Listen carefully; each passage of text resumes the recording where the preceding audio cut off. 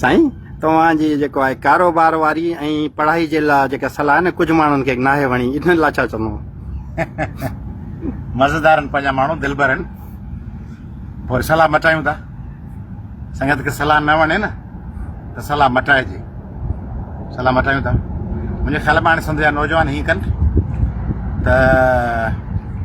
इहो IT ऐं computer ऐं पढ़ायूं ट्यूशन ऐं लाइव स्टॉक कुकड़ियूं ऐं ट्यूशन पढ़ाइण ऐं घोरची जा स्किल्स सिखणु डिग्रियूं वठणु ऐं CGPA जेका चयूं त इम्प्रूव कजे IELTS ऐं ॿाहिरि निकिरणु इन जे बजाए हाणे हीअं कयूं ॿ टे सवलियूं सलाहूं उहे सभिनी खे ॾियूं हिकिड़ो त सभ खां आरामदह सलाह आहे त 50-60 लाख करोड़ रुपया गॾु करे पब्लिक सर्विस कमीशन में ॾियो ऐं उतां नौकिरी वठो टाउन ऑफिसर जी नौकिरी भली मिली वेंदी 1.5 करोड़ में 2-3 करोड़नि में SDO जी मिलंदी 60-70 लाख में ASI जी मिलंदी हिकिड़ी इहा ज़बरदस्त आइडिया आहे इहा वणंदी उन्हनि सभिनी ज़िंदगीअ ते नथी वणे न उहा